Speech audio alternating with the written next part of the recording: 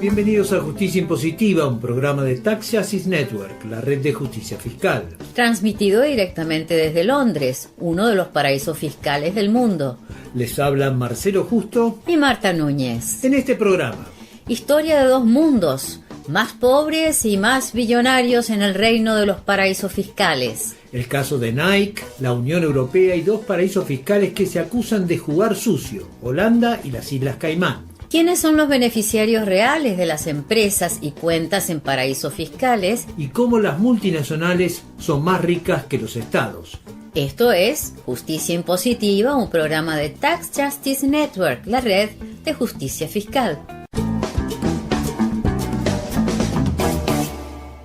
En el siglo XIX, el célebre escritor inglés Charles Dickens publicó Historia de dos ciudades, que comienza de manera memorable diciendo "It was the best of times, it was the worst of times". Fue la mejor de las épocas, fue la peor de las épocas, fue una era de sabiduría, fue una era de estupidez. Parafraseemos al famoso escritor inglés. Pongámoslo en el siglo XXI y tenemos una historia de dos mundos.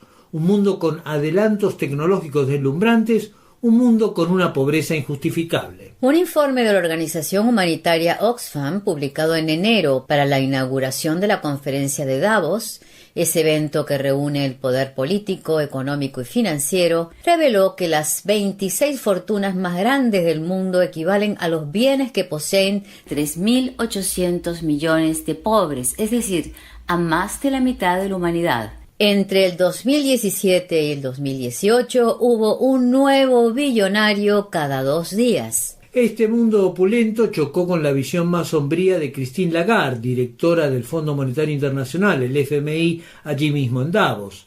Y es que el FMI acaba de reducir nuevamente sus predicciones de crecimiento económico mundial para este año y el próximo. Desde el estallido financiero de 2008, todos los años, el Fondo Monetario Internacional se ha visto obligado a disminuir sus proyecciones optimistas de Año Nuevo, que señalaban que la economía global finalmente despegaba y dejaba atrás el estallido financiero. Dos mundos entonces, el de los multimillonarios y el de una economía que no despega y que está a millones de años luz de los objetivos de desarrollo sustentable de las Naciones Unidas. Agregamos un elemento más, los paraísos fiscales.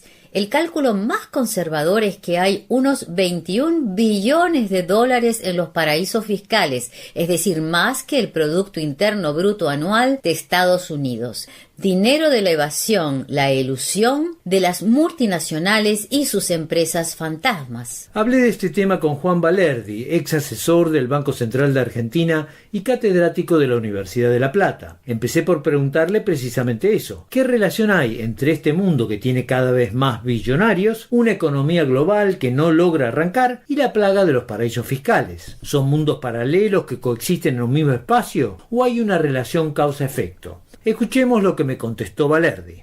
Todo esto está articulado. La concentración del dinero se produce utilizando los engranajes de los paraísos fiscales y esto es lo que atenta contra la propia capacidad de la economía de reactivarse y de tener capacidad de vender la producción que genera, porque la concentración en manos de multibillonarios de todos esos recursos a través de este mecanismo de los guaridas no le deja poder de fuego o de compra a la población. Cada vez la va empobreciendo más a costa de pocas personas que en realidad no están concentrando solamente dinero, sino poder.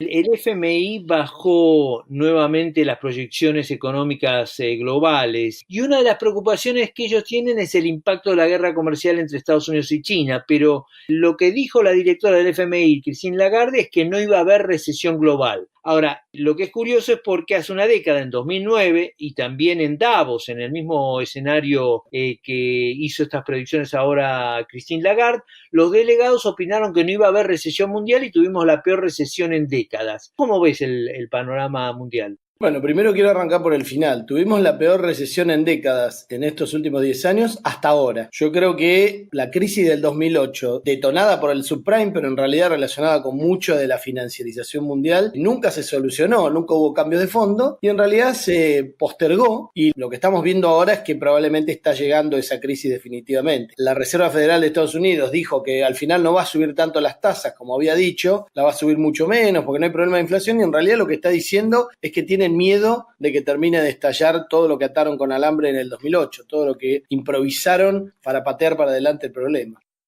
¿Y América Latina cómo está parada en este contexto? Porque depende mucho, por ejemplo, de las tasas de interés de Estados Unidos. América Latina, por un lado, tiene la contra de que es demandante de capitales porque tiene graves problemas, digamos, para cerrar sus cuentas fiscales por distintas razones, y al mismo tiempo tiene que colocar sus producciones de productos primarios, y estos están fuertemente influenciados por qué es lo que pase en China, en Estados Unidos y demás. Y al mismo tiempo la guerra comercial no solamente es comercial, sino que también tiene que ver con los recursos naturales. Y ahí es donde creo que podría ser un gran beneficio para Latinoamérica si no fuera porque no tiene capacidad de abstraerse de que se disputen esos recursos naturales como un botín. Creo que eso es lo que está pasando. América Latina tiene recursos naturales y alimentos que es un botín para las grandes potencias, y esto hace que estén poniendo el foco en nuestros países de la región, y que la guerra comercial y la guerra global va a terminar siendo también una guerra regional que implica jugadas de los distintos gobiernos con intereses en gobiernos de derecha, de izquierda, la entrega de recursos y demás. ¿Lo estamos viendo esto políticamente ya? Sí, claro, el apoyo de Estados Unidos al golpe de Estado de Brasil, el apoyo de Estados Unidos con el FMI, con el mayor préstamo de 57.000 millones de dólares al gobierno de Mauricio Macri, porque no es un préstamo para Argentina, sino para sostener al gobierno de Mauricio Macri que no defoltee su deuda hasta retirarse a fin del 2019, claramente son jugadas de Estados Unidos en los países más importantes de la región. El único que se está salvando por ahora es México con López Obrador, pero estos otros países claramente están bajo la bota del tío Sam, ¿no? Y volviendo a lo de los dos mundos, digamos, ¿hay alguna señal de que se está tratando de hacer algo para achicar esta brecha entre ricos y pobres, entre norte y sur? ¿O más bien va todo en el camino contrario, es decir, a ensanchar cada vez más esta brecha?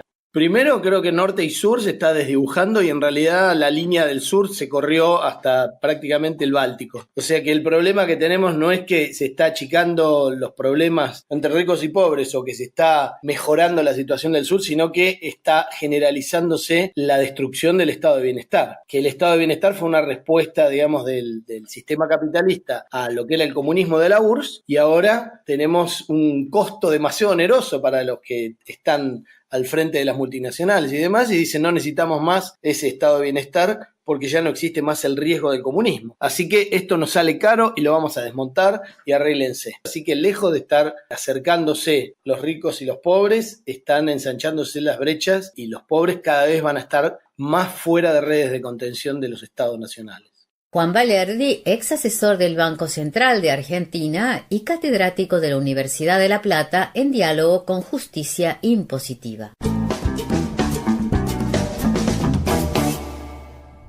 Seguimos con este relato de los dos mundos. Las más importantes multinacionales son hoy más ricas que la mayoría de los gobiernos del mundo, según un informe de la organización no gubernamental Global Justice Now. Los datos de Global Justice Now francamente alucinan, porque la ONG pone en el mismo ranking a naciones y multinacionales, es decir, compara los ingresos de países y los ingresos de las grandes corporaciones. Bueno, en los primeros 100 lugares de este ranking, 69 son multinacionales. En un mundo de unas 200 naciones, solo 31 naciones se encuentran entre las más ricas. Miremos más en detalle este ranking. Si comparamos la máxima potencia planetaria y las 10 corporaciones más grandes, estas 10 corporaciones tienen ingresos equivalentes a unos 3 billones de dólares, es decir, a una sexta parte de toda la riqueza que produce en un año Estados Unidos. Si esta es la relación entre las grandes corporaciones y la máxima potencia planetaria, veamos lo que pasa con naciones de peso a nivel internacional, pero menos poderosas. Muchas multinacionales son individualmente más ricas que países como Rusia, Bélgica o Suecia. Los ingresos de la China National Petroleum superan a los de Corea del Sur o de México.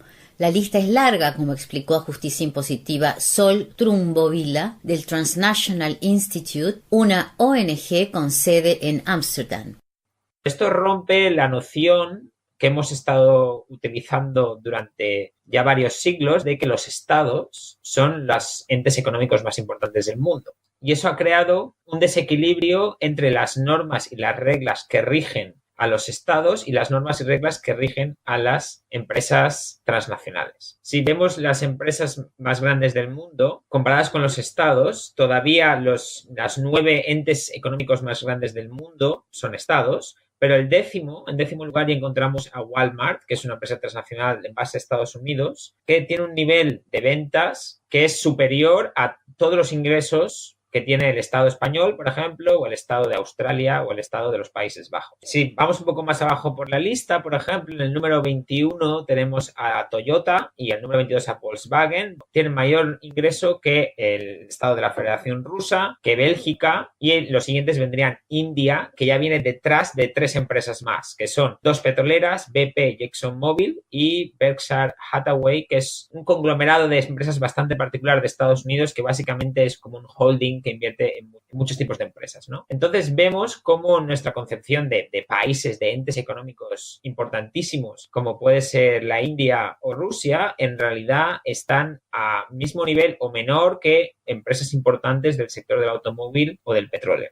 El Banco Santander, por ejemplo, está en el número 109, justo antes que Colombia, que aparece en el 110. Si vamos bajando un poco más y centrándonos en países de habla hispana, vemos que después de Colombia en el 110 tenemos a Cuba en el 245, Ecuador en el 427. A esos niveles, en los 400 o más, básicamente encontramos solamente estados porque las 500 empresas más grandes del mundo en su inmensa mayoría ya copan los lugares de la lista. Este desequilibrio de poder abre una enorme disparidad a nivel legal, productivo, tributario o medioambiental. Nuevamente, Sol Trumbovila. El derecho internacional se ha basado en el derecho de los estados y en sus relaciones entre ellos. Este marco se cristalizó aún más después de la Segunda Guerra Mundial con la creación del Sistema de Naciones Unidas, pero también con las organizaciones internacionales como el Fondo Monetario Internacional o el Banco Mundial, y luego más tarde, en los 90, la Organización Mundial del Comercio, los cuales los miembros son estados. Entonces, todas las normas que existen a nivel internacional obligatorias son estados. A nivel de empresas, hoy por hoy no existen prácticamente normas obligatorias en la manera en que las empresas transnacionales ejercen sus actividades transnacionales. Es decir, las normas de los estados en la materia de cómo las empresas tienen que hacer sus operaciones en su territorio sí que están demarcadas, pero cuando existen empresas que trabajan en varios países a la vez, se crean unos vacíos legales que las empresas transnacionales utilizan constantemente en su propio beneficio. Eso lo podemos ver a muchos niveles. Hemos visto cómo desde los años 90, con la creación de la Organización Mundial del Comercio, un enorme número de empresas, sobre todo del norte global, de Estados Unidos, de los países de la Unión Europea o de Japón, se han desplazado a países con legislaciones laborales mucho más laxas. Al mismo tiempo, también se ha intentado llevar actividades de explotación económica a países con muy poca legislación medioambiental. Y eso pasa sobre todo con las empresas extractivas de petróleo y gas, que en su gran mayoría operan en países con muy poca legislación, donde los estados y los gobiernos tienen poca capacidad de negociación con las empresas transnacionales, o incluso a menudo básicamente con casos de corrupción en los que se dan grandes concesiones de minería y de extracción de recursos naturales a cambio de muy pocos impuestos o muy pocas contraprestaciones. Si vamos al marco de los impuestos, ocurre exactamente lo mismo. Y somos conocedores de muchos tipos de esquemas en las que las empresas transnacionales ubican filiales en paraísos fiscales para así no tener que pagar las tasas impositivas que deberían pagar si, digamos, toda su estructura empresarial estuviera ubicada no solo en su país de origen, sino incluso en los países donde tienen operaciones. Sol Trumbovila, del Transnational Institute, en diálogo con Justicia Impositiva sobre el informe de la organización no gubernamental Global Justice Now. Entre 2011 y 2017 sucedió una cosa muy curiosa entre la multinacional de calzado deportivo Nike y la Unión Europea. Y eso tan extraño que huele a trampa es que en 2017 Nike pagó menos impuestos a los países de la Unión Europea que en 2011, a pesar de que en este periodo habían duplicado sus ganancias. En términos porcentuales, Nike pasó de pagar un 24,1% de sus ganancias a pagar un 13,2%. Nada como un buen ejército de contadores y abogados para desafiar la ley de la gravedad, para ganar mucho más y pagar mucho menos en impuestos. El resultado fue que más de 12.000 millones de dólares de la empresa terminaron en Bermudas. Nike dice que logró este milagro sin violar la ley. Lo que quiere decir la multinacional es que, en el peor de los casos, se trataría de elusión impositiva y no evasión impositiva. La elusión no cumple con el espíritu de la ley, pero no es necesariamente ilegítima. Y el problema es que una demanda judicial contra los grandes bufetes de abogados de multinacionales puede durar años. La Unión Europea no quedó muy convencida. En la Comisión Europea, brazo ejecutivo de la Unión Europea, los ministros de cada cartera se llaman comisarios. La competencia es un ministerio. A cargo de esa cartera se encuentra la combativa comisaria danesa Margrethe Vestager. En enero, la comisaria danesa abrió una investigación sobre las 2 subsidiarias que Nike tiene en Holanda, donde funciona la sede central de la multinacional, para determinar si Holanda violó las regulaciones sobre ayuda estatal a través de una serie de acuerdos impositivos con el gigante multinacional. Hace rato que Nike está en la mira. El año pasado, directivos de la multinacional comparecieron ante el Parlamento Europeo para explicar su política impositiva. La diputada de la izquierda europea, Paloma López Bermejo, participó de la sesión y le comentó esto a Justicia Impositiva. La dinámica de estos encuentros es que las multinacionales vienen pues para salirse un poco por la tangente. Entonces, la parte más dura, por decirlo de alguna forma, fue cuando la volví otra vez a interpelar para decirla que no me había contestado, ¿no?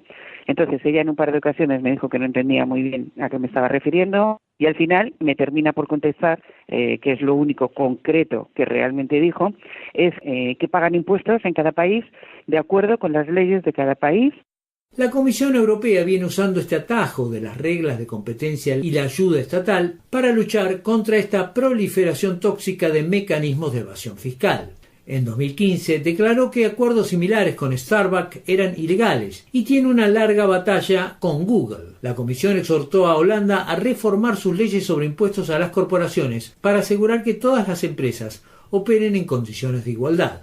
Holanda se comprometió a ajustar sus regulaciones impositivas y a introducir una retención impositiva automática a pagos que se hagan a compañías en paraísos fiscales. Esto es un mecanismo que usan varios países del bloque, pero exige definir qué jurisdicciones son paraísos fiscales. Y acá empiezan las grandes ironías, porque el país que confecciona esta lista, Holanda, está en el puesto 14º en el índice de secreto financiero que elabora Tax Justice Network, la organización que financia este programa. Es decir, que Holanda misma es a todas luces un paraíso fiscal. En la lista que presentó en diciembre Holanda figuraba uno de los más famosos paraísos fiscales, las Islas Caimán. Y acá empieza el cha-cha-cha.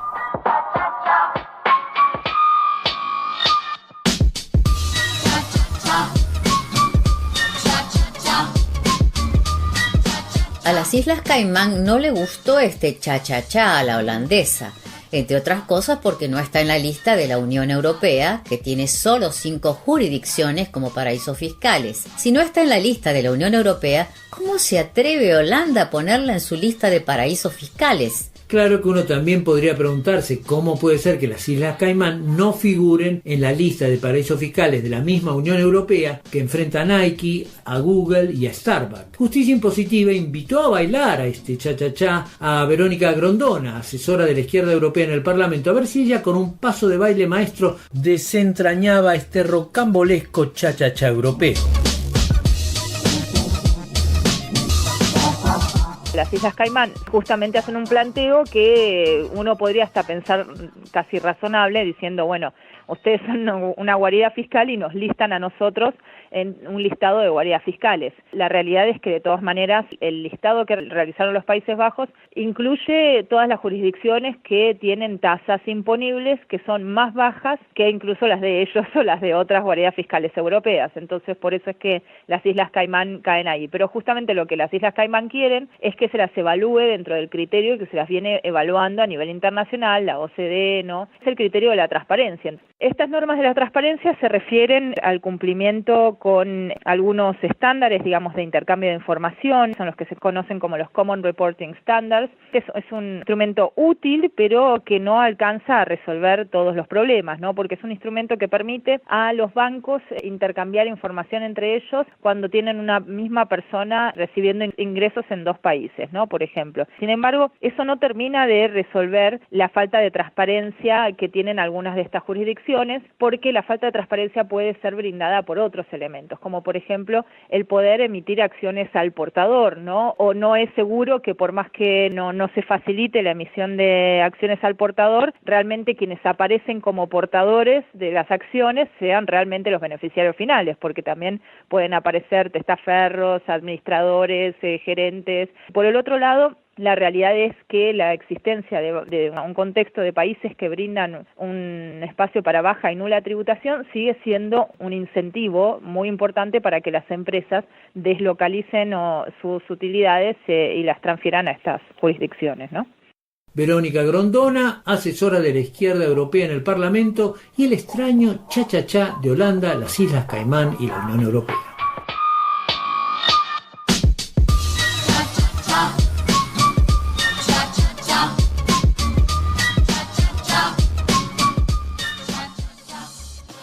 Refresquemos algunos datos sobre los paraísos fiscales. Según la Organización de Cooperación y Desarrollo Económico, OCDE, en los paraísos fiscales se ocultan de 5 a 7 billones de dólares estadounidenses. Según el semanario The Economist, la cifra trepa a 21 billones. La Tax Justice Network, la red de justicia fiscal que financia este programa, calcula que a nivel impositivo se evaden más de 255.000 millones anuales, cantidad suficiente para lograr los nuevos objetivos del desarrollo sustentable de las Naciones Unidas. La cosa es así, lo que se evade por la canaleta de los paraísos fiscales es lo que no se puede invertir en desarrollo económico, salud, educación, seguridad, justicia, es decir, en el bienestar de las sociedades. Justicia Impositiva cree que este es uno de los problemas más graves que enfrenta la humanidad en este siglo.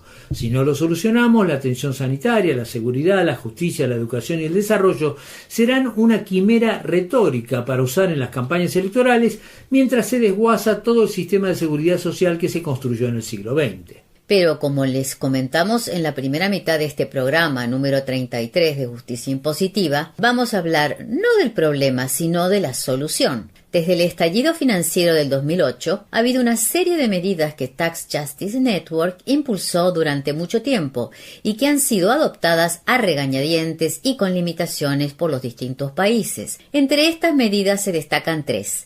El intercambio automático de información bancaria, el informe país por país de las multinacionales y el registro de beneficiarios finales. Vamos a hablar hoy de esta última medida, el registro de beneficiarios finales. ¿Cuál es la mecánica más básica de los paraísos fiscales? Ocultar quiénes son los beneficiarios reales o los beneficiarios finales de una compañía.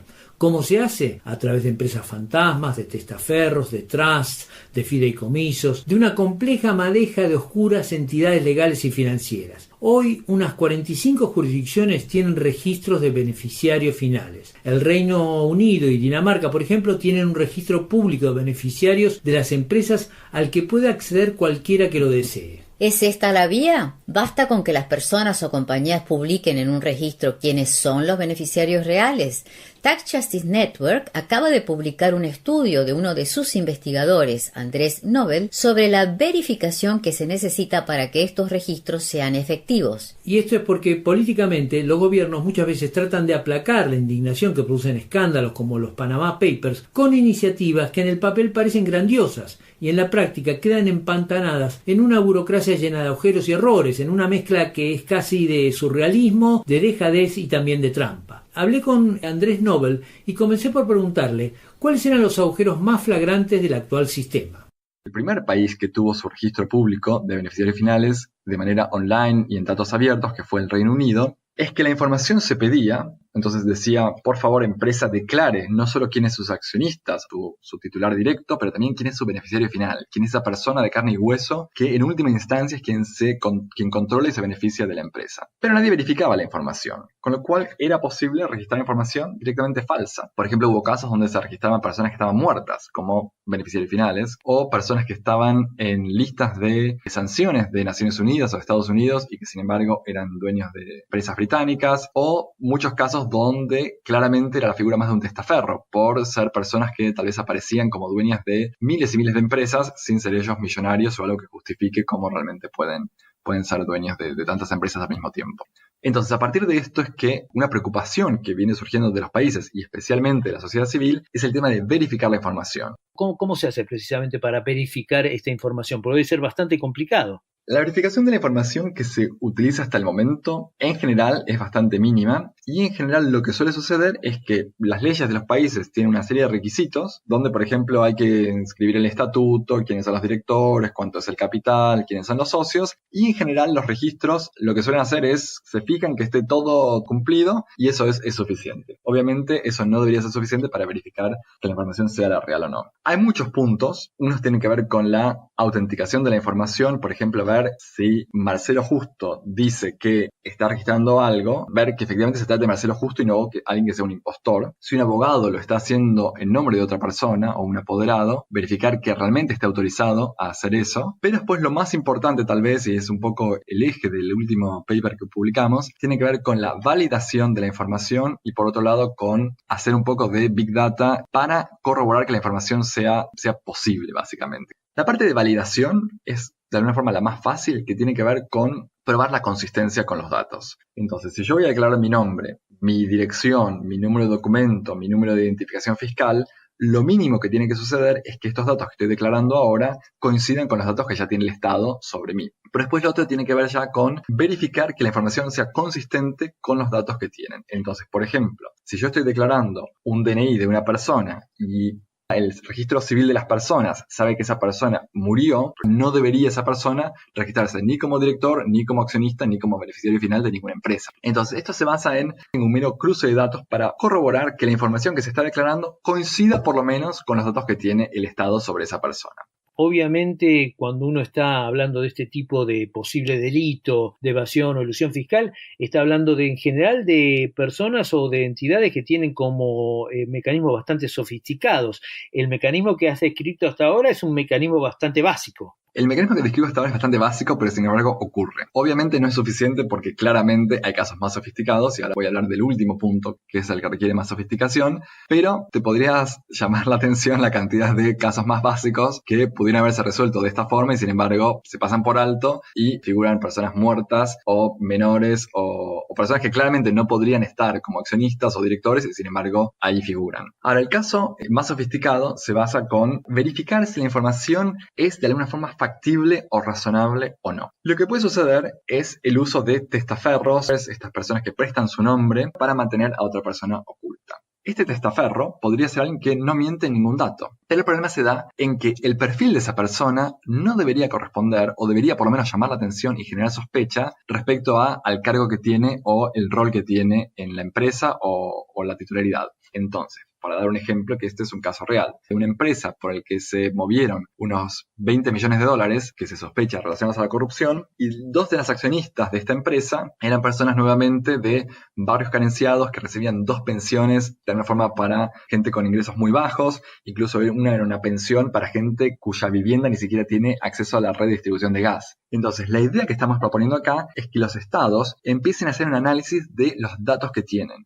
Para hacer todo esto, por lo que tengo entendido de tu paper, precisamente es muy importante el uso de la tecnología. Ahora, ¿qué grado de inversión se necesita esto? Sobre todo teniendo en cuenta que, si hablamos de los países de América Latina, el tema del gasto siempre es un tema bastante más conflictivo que en un país desarrollado que tiene mucho más recursos. La tecnología es claramente fundamental para esto, ya que estamos hablando de miles o de millones de empresas que están siendo creadas, que ya existen o que operan en la economía. Esto tendría que ser un sistema, un algoritmo o un software que directamente corrobore la información y haga este tipo de análisis. Esto es complejo, pero claramente los costos no son prohibitivos. Por un lado, hay que recordar que no estamos proponiendo nada nuevo, ninguna tecnología nueva, sino que esto es algo que el sector privado ya viene aplicando hace tiempo. A veces, si uno se conecta a su cuenta de email desde el extranjero, de repente le puede llegar un aviso de advertencia diciendo: notamos una operación sospechosa, porque usted siempre se conecta tal vez desde Argentina y de repente aparece un intento de ingreso a su cuenta